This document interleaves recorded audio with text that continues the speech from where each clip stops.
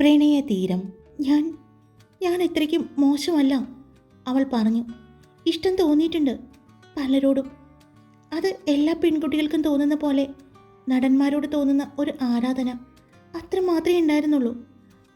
അല്ലാതെ ശരീരം ദൈവം ആർക്കും കൊടുത്തിട്ടില്ല. അത്രയ്ക്കും മോശമല്ല ദേവൂട്ടി. അവൾ പറഞ്ഞത് കേട്ടതും കല്യാണിന് ദേഷ്യം തോന്നി. അവൻ അവളുടെ അടുത്തേക്ക് ദേഷ്യത്തോടെ വന്നുകൊണ്ട് അവളുടെ കവിളിൽ കുത്തിപ്പിടിച്ചു. അവളെ പുറകിലേക്ക് കൊണ്ടുപോയി ഭിത്തിയിലേക്ക് ചേർത്ത് നിർത്തി. ഒരുപാടായി ഞാൻ കേൾക്കുന്നത്. നീ ആരെയാ എൻ്റെ മുന്നിൽ മോശക്കാരിയാക്കാൻ നോക്കുന്നത്? നിന്നെ സ്വയം തന്നെ മോശക്കാരിയാക്കിയിട്ട് കാര്യമില്ല ദേവൂട്ടി.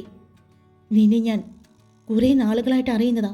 നീ എന്താ കരുതിയത് ഇപ്പോൾ ഞാൻ നിന്നെക്കുറിച്ച് അറിയുന്നതാണെന്നോ? അല്ല, എൻ്റെ കല്ലുവിന് എപ്പോൾ വിളിച്ചാലും അവൾക്ക് പറയാനുള്ളത് അവളുടെ കൂട്ടുകാരെ പറ്റിയാണ്. അതിലേറ്റവും മുൻപന്തിയിൽ നിന്ന പേര് നിൻ്റെയാണ്. ദേവൂട്ടി എന്ന പേരായിരുന്നു. എപ്പോഴും കേട്ട് കേട്ട് ഞാനും ശ്രദ്ധിക്കാൻ തുടങ്ങി ഈ പേരും ഈ പേരിൻ്റെ ആളെയും. കല്യാൺ പറഞ്ഞു. ഈ സ്റ്റോറിയുടെ മുഴുവൻ ഭാഗങ്ങളും പഴയ പ്രണയതീരം എന്ന സ്റ്റോറിയിൽ നിന്നും വളരെയധികം മാറ്റങ്ങളുമായിട്ട് പുതിയ പ്രണയതീരം നിങ്ങളിലേക്ക് എത്തുന്നു രാവിലെ 10 മണിക്ക് ദൃശ്യം വ്ലോഗിൽ.